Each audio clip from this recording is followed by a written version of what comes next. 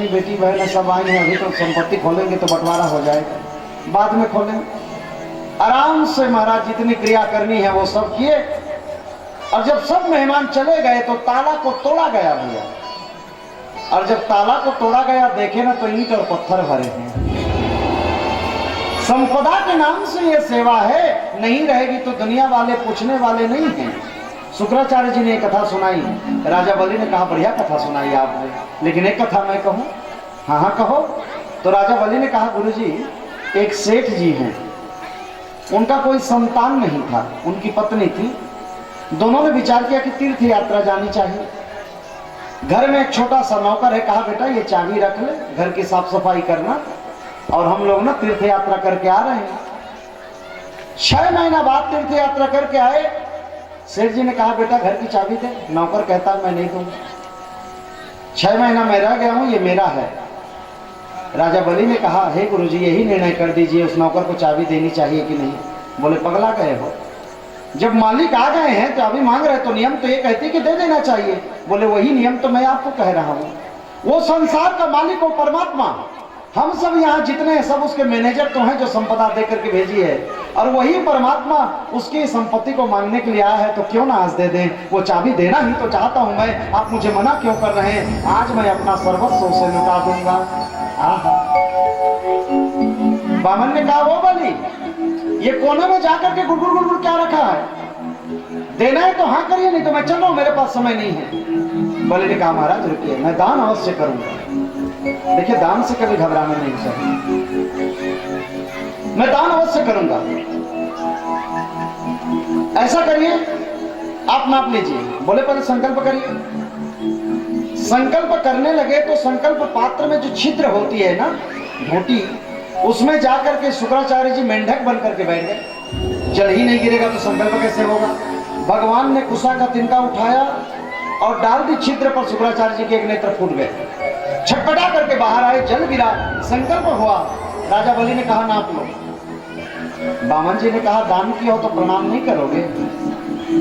जैसे ही राजा बलि ने दंडवत प्रणाम किया, मेरे बामन ने विराट स्वरूप को धारण कर लिया। बोलिए विराट भगवान की जय हो। एक चरण से सारी धरती नापी और दूसरा चरण ब्रह्मांड को गया, सारी संपदा को देवताओं को लौटा दिया। राजा बलि मैं प्रसन्न होकर के सुतल लोक के राज्य तुझे प्रदान करता हूं। राजा बलि कहते मैं क्या करूंगा, नहीं चाहिए मुझे। बोले ले ले बेटा, सारी दुनिया तरसती है उस सुतल लोक के राज्य के लिए।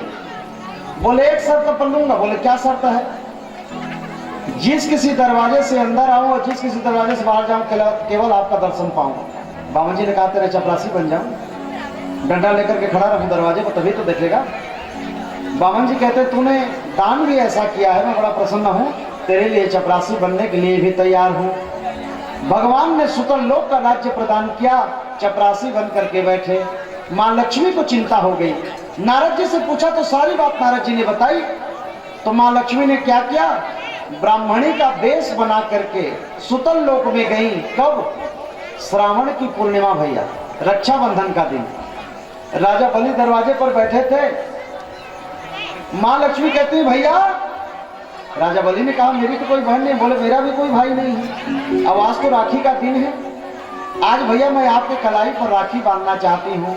बलि ने हाथ बढ़ा दिया तो मैया लक्ष्मी ने राखी बांधी। अब बहन लोग राखी बांधते हैं तो कुछ देना पड़ता है। तो लक्ष्मी ने कहा भैया आप देना चाहते हैं तो तेरे दरवाजे में जो चपरासी खड़ा है ना वही मुझे दे। बलि ने कहा चपरासी का तू क्या करेगी। बोले हे भैया वो मेरा चपरासी नहीं, साक्षात जगत के नियंता है। भगवान चतुर्भुज स्वरूप में दर्शन कराए, मैया लक्ष्मी अपने स्वरूप में आ गई। बलि ने दंडवत प्रणाम किया है। उसी दिन से तो एक मंत्र आरंभ हुई। जब भी आपके हाथों में धागा बांधते हैं ब्राह्मण देवता, तो ये न बंधो बलि राजा दानवेंद्रो महाबला अतेन त्वां प्रीति बंधामि रक्षे मां चला।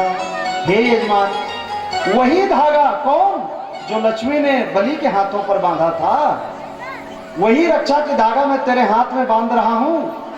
सदा लक्ष्मीनारायण भगवान सदा तेरी रक्षा करें, सदा तेरी रक्षा करें। आज उसी दिन से इस मंत्र का प्रचलन हुआ। वामन जी सारी संपत्ति को देवताओं को लौटाए। ये कथा तो दिव्य है, कितना कहें कम है। बोलिए वामन भगवान की जय। और वामन चरित्र के बाद में सूर्य वंश की कथा यानी राम जी की कथा सुनाई। और ये सूर्य वंश तो इतना विस्तार वंश है महाराज, एक दिन क्या 7 दिन तक केवल वंशावली कहें तो खत्म नहीं होगी। इसलिए कृष्ण जन्म भी करानी है, समय बहुत हो चुकी है, 7 बज गई है और मुझे केवल 7 बजे का समय मिला तो लगता है 7 बजे में ज़्यादा लूँगा आपका। इसके लिए आप सभी से क्षमा चाहूँगा, थोड़ा सा समय ज़्यादा ले रहा हूँ, भैया नाराज तो नहीं होंगे। कृष्ण जन्म हो जाता है, लाला का आगमन होने वाला है ना? तो रामचरित्र ज़्यादा नहीं खींचेंगे। हमारे गुरु जी रामचरित्र की महिमा गाते हैं, आइए वही महिमा को गाने का प्रयास करेंगे। कहते हैं जय जय राम कथा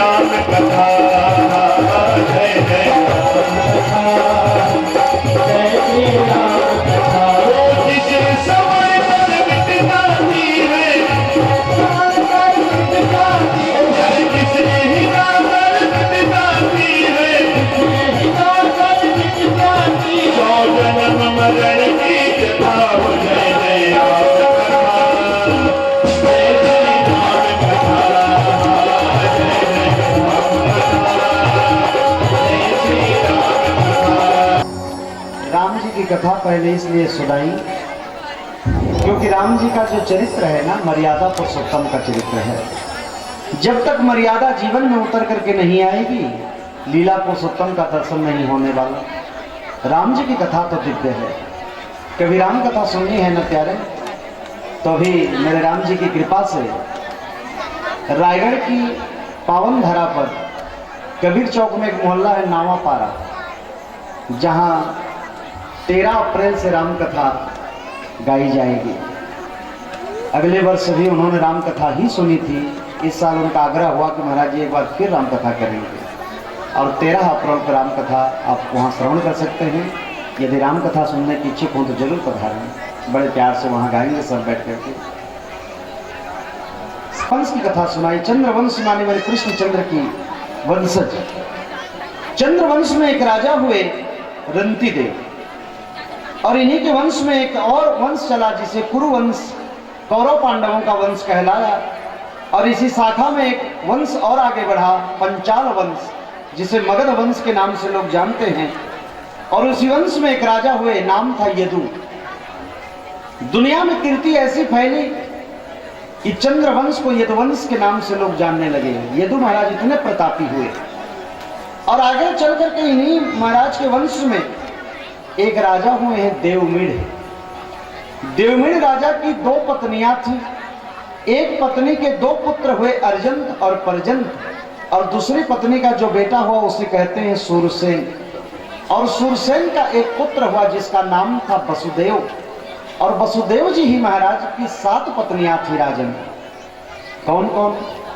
गौरवी, रोहिणी, भद्रा, मदिरा, रोचनाइला, देवकी, प्रमुखाया, सन्ना, पतन्या, कदुंदुभे। ये 7 पत्नियां थी। और देवकी के गर्भ से मेरे परमात्मा का जन्म हुआ राजन। मथुरा में जन्म लिया, गोकुल में पलना झूले, वृंदावन में रास रचाई, मथुरा में आकर के कंस का संहार किया, जरासंध से वध हुआ, जरासंध का वध किया। और भगवान द्वारिका चले गए। द्वारिका में जाकर के 16,108 रानियों से विवाह किया। मानो एक श्लोक में ना पूरी कृष्ण कथा सुना दी। परीक्षित ने कहा गुरु जी हो गए? बोले हो तो गई भैया, और क्या बचा है? सब तो कह दिया मैंने। परीक्षित कहते हैं आप कंजूसी कर रहे हैं। 4 दिन से बैठा हूं इसी कथा को सुनने के लिए, भूख प्यास त्याग कर, और जिस कथा को सुनने के लिए बैठा हूं उसी में आप कंजूसी कर रहे हैं। कृष्ण का कैसे जन्म हुआ, बलराम जी 2 माता के पुत्र कैसे कहलाए, ये कथा मुझे सुननी है, बड़ी अनुरक्ति है, मुझे सुनाइए ना प्रभु। तो सुखदेव जी कहे, हे राजन, तुम्हारा अत्यधिक प्रेम है कृष्ण कथा पर, तो अवश्य मैं तुम्हें कृष्ण कथा विस्तार से सुनाऊंगा, सुनो। और कहते हैं, हो जब जब होई धर्म की हानि, बालही असुर अधर्म अभिमानी, सिया राम, सिया राम, जय राम, राम, सिया राम, सिया राम, जय राम।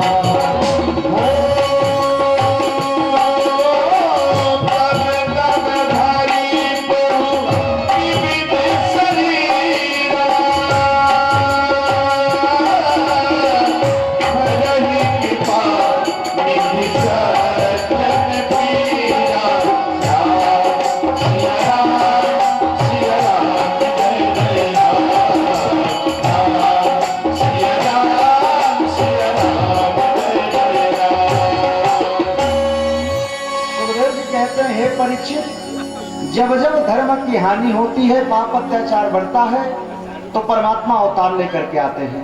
एक दिन माता पृथ्वी ने गौ का रूप बनाया और भगवान के पास में गए, कहते हैं, हे भगवान, हे नारायण, इसी तरह से मेरे धरती पर यदि पाप अत्याचार होता रहा, मैं रसातल को चली जाऊंगी, मुझसे बर्दाश्त नहीं हो रहा। भगवान ने कहा, देवी ऐसा मत करना, और आश्वासन दिए कि वसुदेव गृहे साक्षात भगवान परुषः परः जनिष्यते त्रतित पार्थम संभवन्तु सुरैः स्त्रियः। हे देवी, मैं साक्षात नारायण वसुदेव के घर में जाकर के अवतार लूंगा, आप कदापि चिंता ना करें, धरती के सारे भार को हरण करूंगा, आप लौट जाइए माँ। तो माँ धरती वापस आई हैं। सुखदेव जी कहते हैं, हे राजन, मथुरा में एक यशस्वी राजा है, नाम है उग्रसेन। बड़े दिनों तक इनका कोई संतान नहीं हुआ भैया। ब्राह्मणों से पूछा कि मैं क्या करूं जिससे मेरा संतान हो। ब्राह्मणों ने कहा, राजा दशरथ ने जैसी पुत्र कामेष्टि यज्ञ किया था, तुम भी करो। तो पुत्र कामना से इन्होंने यज्ञ किया, तो पत्नी का गर्भ धारण हुआ। लेकिन यही देवी एक दिन अपनी सहेलियों के साथ में बगीचे में टहल रही थी, सामने से एक दैत्य आ गया जिसका नाम था दुर्मिल, और उसकी छाया पड़ गई। ब्राह्मणों ने कहा, हे राजन, दैत्य का छाया पड़ गया है इनके गर्भ पर, इनके गर्भ से जो भी बालक पैदा होगा वो दैत्य होकर के जन्मेगा। बोले, महाराज, मुझे दैत्य बेटा नहीं चाहिए, क्या करूं बताइए। ब्राह्मणों ने कहा जैसे ही बालक जन्मे ना तो लता पता में लपेट करके बहा दीजिए यमुना में, यही उपाय है। जैसे ही बालक का जन्म हुआ लता पता में लपेट करके बहा दिया, लेकिन सूरसेन महाराज उसी यमुना में तप कर रहे थे। बच्चा बहता हुआ आया, वो भी जिंदा, उठा करके ले गए, वसुदेव जी के साथ में बड़े हुए और यही बड़े होकर के आगे चल करके कंस कहलाए। नारद जी ने आकर के एक दिन सारी वृतांत कंस को सुनाया तो बड़ा क्रोध आया। कंस ने जाकर के तप की, भोले बाबा को बनाया, अपने भुजाओं के बल से कैलाश पर्वत को उठा लिया। भगवान शिव प्रसन्न हो गए, बोले ओ कंस, ये धनुष मैं तुझे प्रदान कर रहा हूं, दुनिया का कोई व्यक्ति तोड़ नहीं सकता और जो तोड़ देगा वो तुझे छोड़ नहीं सकता, इस बात को याद रखना। वरदान पाकर के महाअभिमाना हुआ, पाप अत्याचार बढ़ गया तो सैनिकों ने एक दिन निवेदन किया, हे कंस, दुनिया में जीवन में कभी न कभी एक धर्म का कार्य करना चाहिए। तो बोले बताओ सबसे ज्यादा पुण्य किसमें मिलेगा मुझे? आपको पता है सबसे ज्यादा पुण्य किसमें होता है? कौन सा ऐसा दान है जिसको करने से सब पुण्य मिल जाता है? सोना चांदी रथ हाथी घोड़े बहुत सारा दहेज अपने बहन को समर्पित किया है और रथ पर बिठा करके अपनी बहन को छोड़ने के लिए जा रहा था। आधे रास्ते पर पहुंचे ना तो आकाशवाणी हुई, हे कंस, जितने प्यार से देवकी को छोड़ने के लिए जा रहे हो वही देवकी का 8वां गर्भ तेरा काल होगा, काल होगा, काल होगा, घोर गर्जना करते हुए आकाशवाणी हो गई। जैसे मृत्यु को सुना, देवकी के केस पकड़ लिए, रथ से खींचा, तलवार लेकर के मारने के लिए उद्यत। वसुदेव जी ने कहा क्षमा करिए, एक अबला नारी पर आप हाथ उठा रहे, शोभा देता है आप जैसे वीर को? कंस ने कहा न रहेगी बांस न बजेगी बांसुरी, देवकी नहीं रहेगी 8वां काल कहां से आएगा? वसुदेव जी ने कहा भैया देवकी से कोई खतरा नहीं, खतरा तो इनके गर्भ से है, तो जो भी इनके गर्भ होंगे मैं आपको प्रदान कर दूंगा। कंस ने कहा जब तक 8वां नहीं हो जाता कारागृह में रहना पड़ेगा, स्वीकार है? वसुदेव जी ने कहा मुझे स्वीकार हो। क्यों? बोले किसी भी तरीके से पत्नी की रक्षा करना पति का परम कर्तव्य होता है। जाकर के कारागृह में बंद कर दिया। मुश्किल से साल भर बीता होगा, एक पुत्र को जन्म दिया मां ने जिसका नाम था कीर्तिमान। मां बहुत गिड़गिड़ाई कंस के पास जाकर के, भैया ये अबोध बालक है, ये भला तुम्हारा क्या बिगाड़ सकता है? खतरा तुम्हें 8वें से, ये तो पहला है। तो कंस को भी करुणा आ गई, छोड़ दिया। लेकिन नारद जी एक दिन आ गए और नारद के हाथों में ना एक अष्टदल कमल है, 8 पंखुड़ी वाली, और उस 8 पंखुड़ी वाली कमल को लेकर के ऐसे घुमा रहे हैं। कंस ने कहा ये क्या बता रहे हैं? नारद ने कहा 8 पंखुड़ी लगे हैं राजन, गिन करके बताओ कि पहला कौन है 8वां कौन है। घुमा घुमा करके ये सिद्ध कर दिया कि पहला यही है, वो 8वां यही। देवताओं की लीला को तुम समझ नहीं पाओगे कंस, कि किसे पहला बना देंगे किसे 8वां बना देंगे। भ्रम में मत रहना, क्योंकि जानते हैं पापी है, पाप का घड़ा भरेगा नहीं तो मरेगा कैसे। भड़का दिया कंस को। जिस बालक को छोड़ के गए थे आकर के महाराज चट्टान में पटक दिया, वध कर दिया, और ऐसे करते करते 6 बालकों को मार दिया। 7वें के रूप में बलराम जी आ रहे, शेषा अवतार। मेरे भगवान को चिंता हो गई, क्या करूं? योग माया को बुला, कहते हैं देवी देवकी के गर्भ में जो बालक पल रहा है ना, उसे रोहिणी के गर्भ में संकर्षण करा दिया। इसीलिए तो बलराम जी 2 माँ के पुत्र कहलाए। योग माया ने ये कार्य किया। कंस ने कहा क्या हो? बोले गर्भपात हो गया। बोले चलो एक पाप से तो बचो। 8वें के रूप में मेरे परमात्मा आ रहे हैं। माँ देवकी का पुनः गर्भ धारण हुआ, और जैसे ही गर्भ में भगवान आए तो सारे देवता एकत्रित हो गए, और महाराज कारागृह में जाकर के प्रार्थना करने लगे, सत्यम व्रतम सत्यम परम त्रिसत्यश्च सत्यस्य योनि निहितं च सत्ये सत्यस्य सत्यभृतं सत्यम नेत्रम सत्यात्मकं त्वं शरणं प्रपन्ना। भगवान ने कहा देता हूं अब आपको चिंता नहीं है, मेरा अवतार लेने का समय आ गया है, अपने अपने घर लौट जाइए। मैं बहुत जल्दी आ रहा हूं, क्योंकि भादों का महीना लग चुका था। मैं बहुत जल्दी आ रहा हूं, पृथ्वी के सारे भार को उतारूंगा। सारे देवता अस्वस्थ होकर के लौटे। कहते सुंदर भादों का महीना, अष्टमी तिथि, रोहिणी नक्षत्र, आधी रात का समय, हल्की हल्की बारिश हो रही है और उसी समय में कारागृह में भगवान का प्राकट्य हुआ है। बोलो वृंदावन बिहारी लाल की। भगवान चतुर्भुज बनकर के आ गए। कहते मां, आपने कहा था कि मैं बेटा बनकर के आऊं, मैं आ गया ना। देवकी ने कहा इतना लंबा चौड़ा बेटा, पीतांबरधारी, वो भी 4 भुजा वाला, लोग देखेंगे तो क्या कहेंगे बेटा। भगवान ने कहा देखिए मैं चतुर्भुज तो इसलिए बन के आया था कि कोई भी बच्चा जन्म लेता है मामा मारने के लिए आते हैं। जो कार्य 11 वर्ष बाद करनी है आज कर दो। खैर तुम कहते हो तो मैं छोटा बन जाऊंगा मां, लेकिन मेरी रक्षा करने की जिम्मेदारी तेरी रहेगी। मां ने कहा हाथों पर बेड़ियां लगी, हम तेरी कैसे रक्षा करें। तो भगवान ने कहा सुनो, जब कोई जीव मुझ ब्रह्म को स्पर्श करता है ना मां, तो माया रूपी सारी बेड़ियां ऑटोमेटिक खुल जाती हैं। मुझे जैसे स्पर्श करेंगे बाबा, सारी बेड़ियां खुल जाएंगी। नंद के घर में कन्या का जन्म हुआ, उसे ले आइए और मुझे नंद बाबा के घर में सुरक्षित छोड़ दीजिए। सारी बातों को भगवान ने समझा दिया।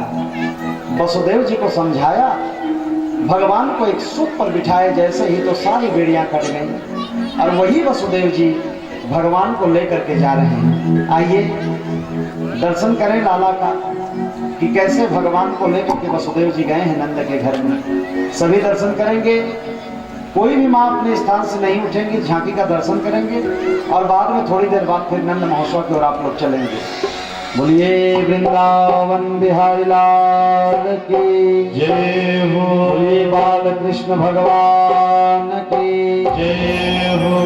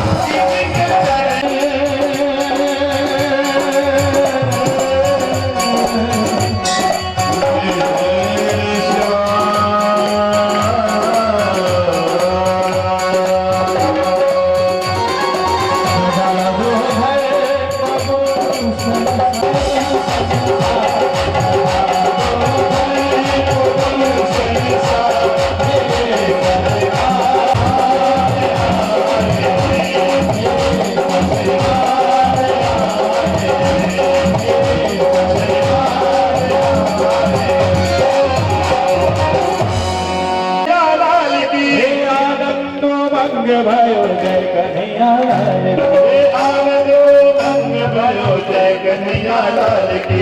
रंग के आनंद भयो जय कन्हैया लाल की। रंग के आनंद भयो जय कन्हैया लाल की।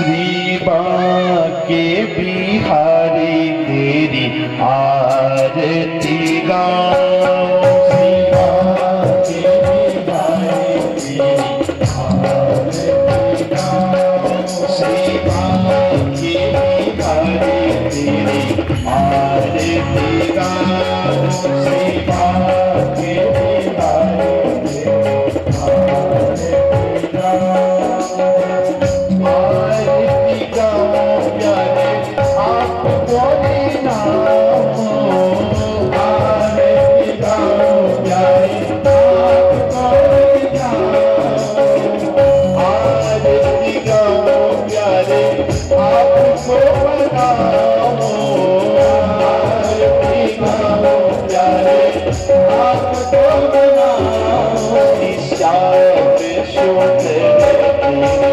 आरती गाऊं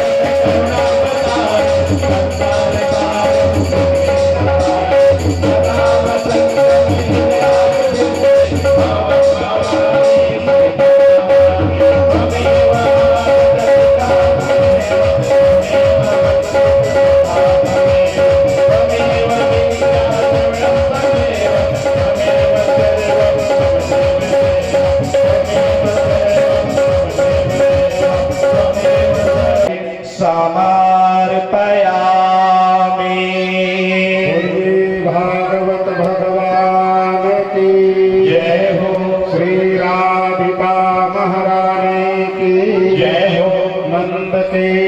माला की जय हो। श्री व्यास नारायण भगवान की जय हो। श्री सुखदेव जी महाराज की जय हो। वीर बजरंग बली की जय हो। महामाया मैया की जय हो। मड़करा ग्राम की जय हो। यहाँ के निवासियों की जय हो। धर्म की जय हो। अधर्म का नाश हो। प्राणियों में सद्भावना विश्व का कल्याण हो। माता की सेवा हो। सनातन धर्म की जय। साचे दरबार की जय। नमः पार्वती पते हर हर महादेव शंभो। बोले वृंदावन की जय हो। सही भक्तों से निवेदन, आज हमने और आपने मिलकर के चतुर्थ दिवस की दिव्य गाथा श्रवण की। मेरे परमात्मा का जन्म उत्सव हमने बड़े धूमधाम उत्सव से मनाया। कल इन्हें मेरे गोविंद के बाल चरित्रों का वर्णन हुआ कि बाल लीलाओं में कैसे कैसे लीला रचाई मेरे गोविंद कन्हैया। पूतनावत, तृणावत का वध, अघासुर बकासुर का वध, कालिया मर्दन की दिव्य कथा, अंतिम कड़ी में गिरिराज की पावन पूजा 56 प्रकार के कल भोग चढ़ेंगे मेरे ठाकुर जी। कल की दिव्य गाथा में आप अवश्य पधारे, माखन चोरी लीला होगी, सभी से निवेदन रहेगा। और जितने भक्त आए हैं माता पिता भाई बहन, सबके लिए हमारे आयोजन परिवार के द्वारा भंडारे की उचित व्यवस्था राधे रानी की भंडारा चलती है यहाँ होगी। उसके बाद हमारे पिता बंधु भाई लोग प्राप्त करेंगे, क्योंकि माताओं की संख्या ज्यादा है और माताओं को जल्दी घर भी जाना पड़ता है। आज समय काफी हो चुका है, इसलिए सभी भक्तों से निवेदन, हमारे पुरुष वर्ग भाइयों से, कि पहले माताओं को भोजन करने दीजिए। उसके बाद बड़े प्यार से आप भी राधे रानी राधे श्याम के भंडारा में बड़े प्यार से आप पाएंगे। आपसे निवेदन रहेगा, मुख्य द्वार पर सब प्रसाद लेकर के जाएंगे, आपसे प्रार्थना। और कल भी आप इस तरह से भीड़ बनाइए।